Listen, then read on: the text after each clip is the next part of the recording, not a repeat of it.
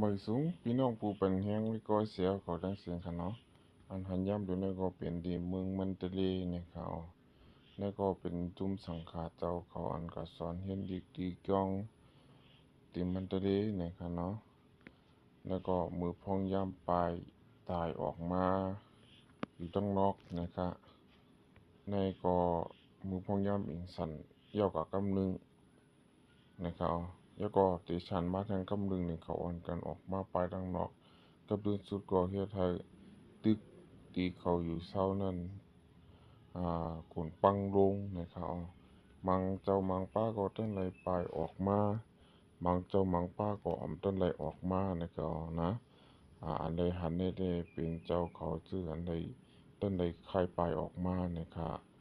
แล้วก็ตีจ้องตังมันตะเลเนี่ยก็จะมีสังกัดเจ้าหลายตีหลายตั้งเงินขนาดไหนมาเห็นดิกมาสอนดิกน้ำเตนำวาในเขานะป้าเต็มสังกัดทั้งเมืองใต้เมือง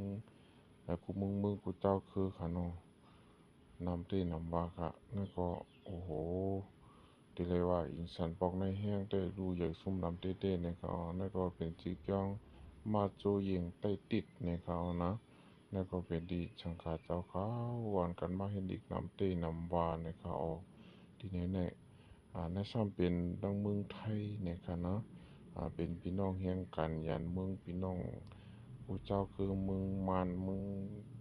ไทยเมืองไทยเมืองลาวเนี่ยก็เมืองกันเอามาให้การก่อสร้างที่ใน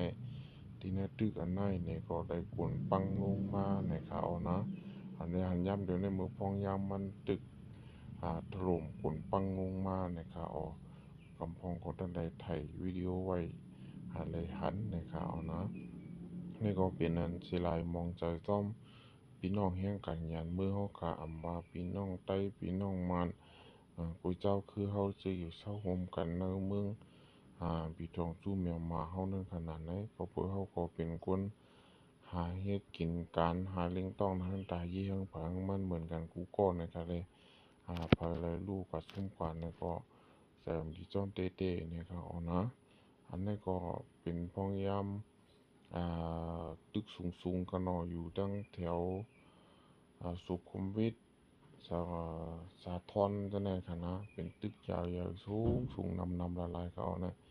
อันใดหันในคณะว่าเขากาเหตุการณ์เนี่ยที่หันเขาเนาะนำหนาเต้ๆค่ะเพราะว่าจะหันเหตุการณ์อยู่แถวกรุงเทพจะไหนเนี่ย อันนั้นก็เป็นรถไฟค่ะนะรถไฟพองยามเขาจอดไว้เสียตึกติขึ้นกันเนาะอ่อนกันยิบลงนะครับและซ่อมเป็นในห้างในกันเนาะอ่อนกันเลียนออกมาคุณได้นำตีนำว่าค่ะเนาะพวกเป็นยังไหนมาเนี่ยมีพอแค่กว่าอยู่ใต้มันเก่าค่ะเนาะอ่อนกันไปตายค่ะหรืออ่าผู้ออกข่าวครับมันจึงหนังวิดุมกันใช้กันนะ นั่นก็ตึกไล่สดติออกข่าวอยู่ก็ยังเลยปลายออกตึกเลยเรียนปลายนั่นขนาดนะฟ้องยามตึกดีเฮ็ดข่าวรัดข่าวอยู่นั่นก็นอกลงสั้นแผ่นดินไหวฮอดมาในก็อยู่ได้นะขนาดนอกอ่อนกันเน็ตเรียนออกปลายค่ะนะนี่ก็เป็นที่จานอยู่เศร้านึกคอนตูตึกสูงสนั่นนอนกันปลายโรงกันนะแต่เอาสังก็หนาไรหมาไรแมวอันเขาหักนั่นขนาดเนาะเอาลงมาป้าคำเดียวในคณะปลายเอาตัวรอดในขนาดนี่ก็เป็นห้องยาโรงพยาบาลนะครับนี่ก็อ่อนกันใหญ่คนเปลี่ยนคนเตรียมอยู่ดีเช่นนั้นกันเนาะเอาลงมาตั้งล่างเอาลงมาไว้กับเต็มทั้งเซ็งๆในคณะว่า ตึกติดถล่มอะไรก็หูเลยขนาดนะเขาบอกว่าตึกมันก็สั่นควันกับเสียงนะครับด้วยคารูในนำในอ่างในสะโพกเปลือบเสาไฟเสาตั้งในก็หักใส่รถใส่ก้าค่ะนะเป็นอันอันตรายแก่ค่ะในนะโดยคารูรถเคียนอันเฮ็ดขับอยู่ดีในตึกสูงเลยก็หักคิดตกลงมาค่ะนะคนขับมันได้หรือสิตายได้มรถอะไรเคยยุ่งหนอได้ซ้ำเป็นกว้างคือบินดีหนีผีโตนะครับว่านั้นได้ซ้ำเป็นน้ำปางลายนะครับว่าน้ำปางลายมือฟองย่ำอีกสันนะครับไปก็เขา ในส่ำเป็นข่าวยามพ้นเหตุการณ์เขาตื้อเหตุการณ์อยู่ซิเลยถ่ายคลิปถ่ายวิดีโอไว้มื้อพ้องยามแผ่นดินไหวอีสานนั้นค่ะนะอยู่ที่สูงๆจังไปกันทั้งเรานั่นขนาดเนาะเอากำพูดสูงว่านั่นขนาดนะพออยู่สูงเสียก็ถ่ายไปที่หมายต้องไว้นั่นขนาดแต่เขารู้นั่นดีโกแต่กลัวค่ะนะเฮ็ดกินการเมืองไทยวัน400-500 300-400ก็ง่ายๆค่ะนะเอาอาสาแต่เขาส่งได้สูงขนาดทุกคนงานมันก็ตึกมีนำขนาดโอ้ยพี่น้องเขาในซ้ำเป็นเมืองมารนะคะในนะเมืองมารเฮาอยู่มันทะเลนะคะในเมืองมารมันทะเลค่ะนะนี่พี่ต่อมันทะเลค่ะโอ้สังขาเขาอ่อนกัน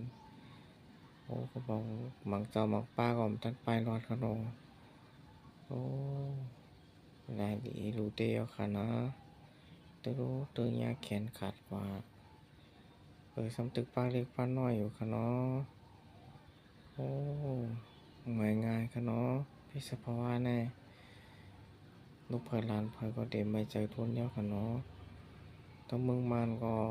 อ่อนกันไปออกกับพัดอยู่ในเฮือนในเยี่ยมพัดอยู่ในตึกค่ะเนาะไรหันนั้นคนบาดคนเจ็บมันเป็นเหงไปกันนะ